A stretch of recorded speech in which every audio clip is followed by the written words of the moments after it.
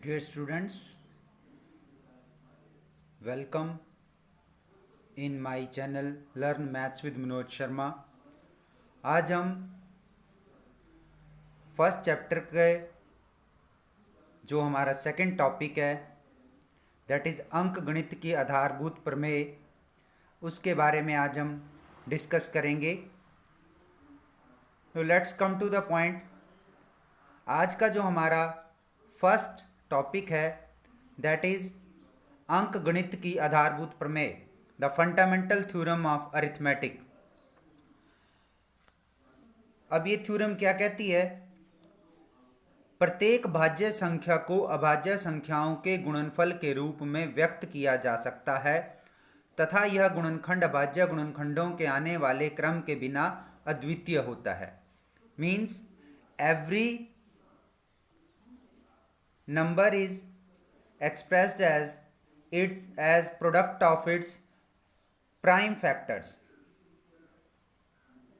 For example, यदि हम 60 को लेते हैं तो यदि हम 60 के गुणनखंड करें, अगर हम इसको प्राइम फैक्टर्स में बांटें तो 60 के जो फैक्टर्स आते हैं 2 गुणा 2 गुणा 3 गुणा 5, और फिर इसको इकट्ठा करके लिखें तो 2⁻², 2 की घात 2 गुणा 3 गुणा 5। सिमिलरली उसी प्रकार से 75 को अगर हम इसके गुणनखंड करें तो वो आते हैं 3 गुणा 5 गुणा 5 गुणा 3 गुणा 5 गुणा 5, और इसको हम लिख सकते हैं 3 × 5 स्क्वायर। इसी प्रकार अब हम आते हैं अपनी एक्सरसाइज की तरफ। एक्सरसाइज 1.2 का जो पहला प्रश्न है उसको अगर हम सॉल्व करें, वो सिंपली सेम क्वेश्चन है जैसा कि आपने एग्जांपल्स में देखें। क्या है वो क्वेश्चन? 140 को अभाज्य गुणनखंडों के गुणनफल के रूप में व्यक्त करो। Express 140 as the product of prime factors. तो 140 ये बिल्कुल ही सिंपल है जैसा कि आप देख पा रहे हैं। इसमें क्या है कि 140 को अगर हम तोड़ें प्राइम फैक्टर्स के लिए तो 2 गुणा 70 होता है, फिर 70 को तोड़े तो 2 गुणा 35, 35 को तोड़े 5 7 35, यानी 2 × 2 × 5 × 7। अब फिर हम इसको लिखें तो ये बन जाता है 2⁻² 2 × 5 × 7, 2 की घात 2 गुणा 5 गुणा 7। इसी प्रकार से 156 है दूसरा इसका एग्जाम्पल। अगर 156 को तोड़ें तो अगर आपको डायरेक्ट नहीं करना आता है तो यहाँ पर एक विधि दे रखी है, आपके साइड पे आपको दिखाई दे रही होगी कि 156 को जिस तरह से हम एलसीएम ज्ञात करते हैं, जस्ट लाइक एन एलसीएम, जैसे हम एलसीएम फाइंड आउट करते हैं कि इसको हम लोग जो है 156 को वैसे ही हम लोग इसको ज्ञात कर सकते हैं इसके गुणनखंड। जैसे 156, फिर 2 78, फिर 39, फिर 3 के टेबल पे 13, फिर 13 1 13, यानी 156 के गुणनखंड बनते हैं 2 गुणा 2 गुणा 3 गुणा 13, 2⁻², 2 की घात 2 गुणा 3 गुणा 13। तो अंक गणित की इस आधारभूत प्रमेय द्वारा, फंडामेंटल थ्योरम ऑफ अरिथमेटिक्स द्वारा, हम एलसीएम और एचसीएफ भी ज्ञात कर सकते हैं। एलसीएम और एचसीएफ हम कैसे ज्ञात कर सकते हैं, उसके लिए हम एक और एग्जाम्पल लेते हैं। Look at this example. ये एग्जाम्पल है, देखिए जरा आपके सामने। 6 तथा 20 का एलसीएम व एचसीएफ अभाज्य गुणनखंडन विधि द्वारा ज्ञात करो। Find the LCM and HCF of 6 and 20 by prime factorisation method. So सबसे पहले हम क्या करेंगे, 6 को इसके अभाज्य गुणनखंड प्राइम फैक्टर्स के रूप में लिखेंगे। 2 गुणा 3 तो 2 की घात 1 गुणा 3 की घात 1। इसी प्रकार से 20 को तोड़ेंगे। 20 होता है 2 गुणा 2 गुणा 5, यानी 2 की घात 2 गुणा 5 की घात 1। नाउ अब अगर एचसीएफ फाइंड आउट करना है तो एचसीएफ क्या होता है? एचसीएफ होता है संख्याओं में प्रत्येक उभयनिष्ठ अभाज्य गुणनखंडों की सबसे छोटी घात का गुणनफल। बार देख लीजिए क्या लिखा है, संख्याओं में प्रत्येक उभयनिष्ठ, उभयनिष्ठ मीन्स कॉमन या सार्व, जो कॉमन अभाज्य गुणनखंड है उनकी सबसे छोटी लोएस्ट डिग्री का गुणनफल, यानी product of common smallest degree of common prime factors. तो इस केस में देखें 6 और 20 में, जैसा कि आपको दिखाई दे रहा है, तो 6 और 20 में जो कॉमन गुणनखंड है वो है 2, और इसकी सबसे छोटी घात कौन सी है? 2 की घात 1। तो HCF क्या हो जाएगा? 2⁻1, यानी HCF हो जाएगा इज इक्वल टू 2। इसी प्रकार से अब एलसीएम कैसे ज्ञात किया जाता है? एलसीएम भी यहीं से निकल जाएगा। एलसीएम होता है, पहले इसको ध्यान देंगे, एलसीएम इज संख्याओं में संबंध प्रत्येक अभाज्य गुणनखंड की सबसे बड़ी घात का गुणनफल।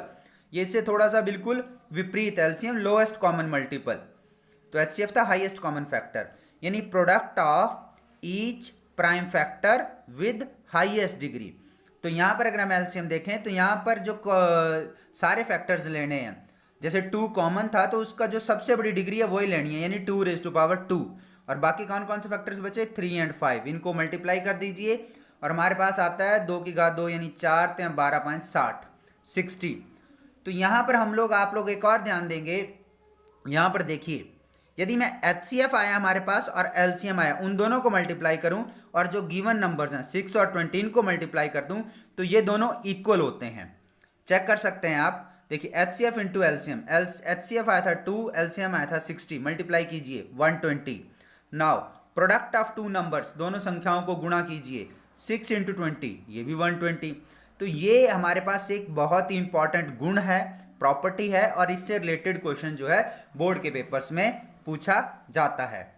अब इसी गुण का प्रयोग हम लोग जो है कुछ सवालों को हल करने में करेंगे। ये भी एग्जाम्पल आपकी बुक से ही है, आपने ये कर ले हैं साथ के साथ आपने करने हैं, नहीं हो तो वीडियो को दोबारा पॉज करके भी आप इनको कर सकते हैं। नेक्स्ट क्वेश्चन है, अभाज्य गुणनखंड विधि द्वारा 96, 96 और 404 का HCF ज्ञात करो, फिर इनका एलसीएम ज्ञात करो। Means find the HCF of 96 and 404 by prime factorisation method and then find LCM. तो यहां पर एक बात का ध्यान रखना, सिर्फ आपने प्राइम फैक्टराइजेशन मेथड अभाज्य गुणनखंड विधि से HCF ज्ञात करना है। तो HCF को ज्ञात करने के लिए ये देखिए 96, जैसे कि मैंने आपको बताया कि आप इस विधि का जो साइड पे विधि है इसका प्रयोग कर सकते हैं फैक्टर्स को निकालने के लिए, इसे अभाज्य गुणनखंडन विधि कहते हैं। जैसे 2 96 का 96, तो इसको 2 4 द 8 जैसे आप एलसीएम के लिए करते हैं, 1 बचा 16, 2 8 द 16 यानी 48 आ गया। फिर 2 से 48 की जगह 24 नीचे 24, फिर 12 दूना 24 होते 12 आ गया, फिर 6 दूनी 12 होते 6 आ गया, फिर 6, फिर 2 होती हैं 6, 3 1 द 3। इस तरह से 96 के प्राइम फैक्टर्स आए 2 multiplied by 2 multiplied by 2 multiplied by 2 multiplied by 2 into 3, means 2⁻5 into 3।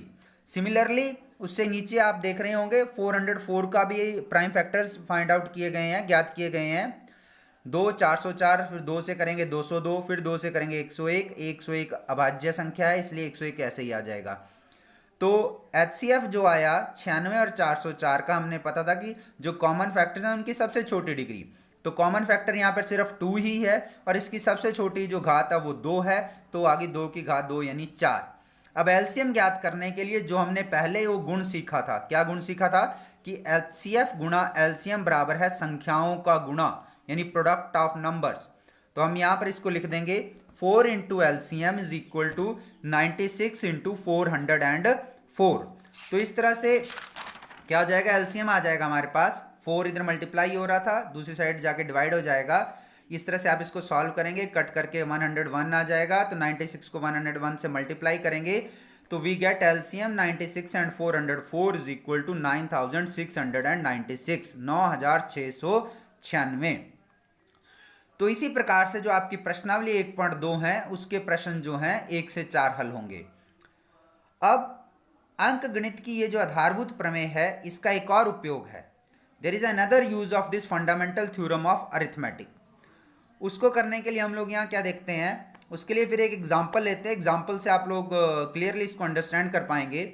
Example क्या है, संख्या 4n पर विचार कीजिए जहां n एक प्राकृत संख्या है, जांच कीजिए कि क्या n का कोई ऐसा मान है जिसके लिए 4 की घात n अंक शून्य पर समाप्त होगा। और in English, check whether there is any value of n for which 4 raised to power n ends with the digit 0। तो इसमें थोड़ा सा सॉल्व करने वाला बहुत थोड़ा सा पार्ट है, थोड़ा सा हिंदी में लिखना पड़ेगा, ये आपने ध्यान देना है।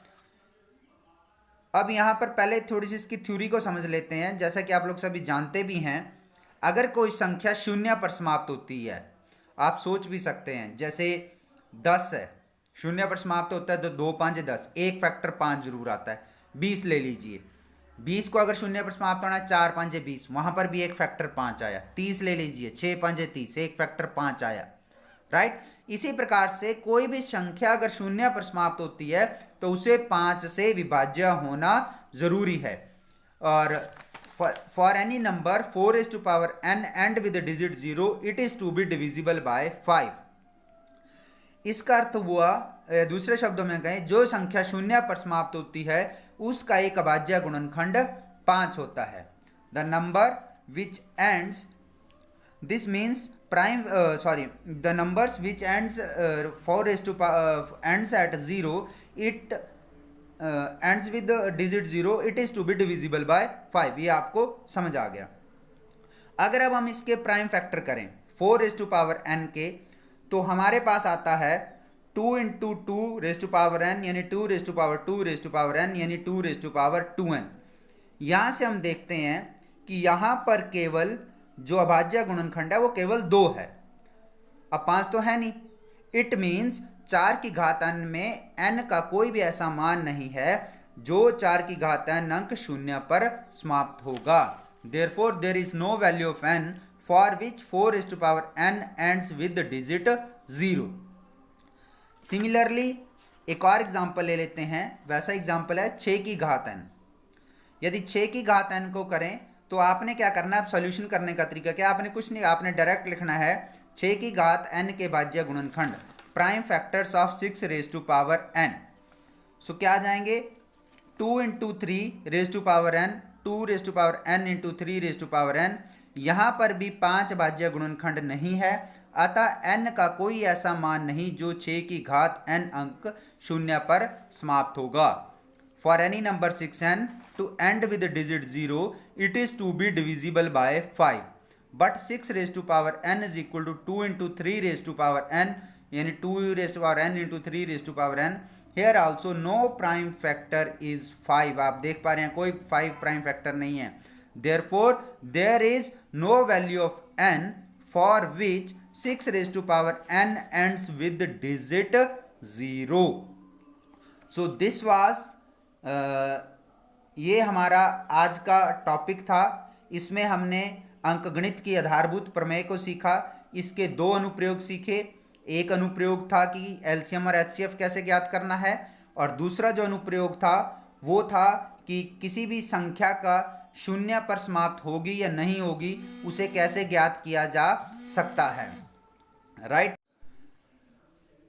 बच्चों, अगर आपको कुछ समझ में ना आए तो आप ऐसा भी कर सकते हैं कि इस वीडियो को बार बार देख सकते हैं और पॉज करके भी किसी क्वेश्चन को सॉल्व कर सकते हैं। और इसके लिए जो आपकी एक्सरसाइज है वो साथ ही वर्कशीट होगी। वर्कशीट में आपके लिए एक्सरसाइज आज का होमवर्क है वो भी दिया गया है। और इस मेरे चैनल को सब्सक्राइब कीजिए और ताकि आप मैथ्स को बहुत ही आसानी से सीख सकें। मेरा चैनल है learn maths with Manoj Sharma. धन्यवाद। जय हिंद, जय भारत।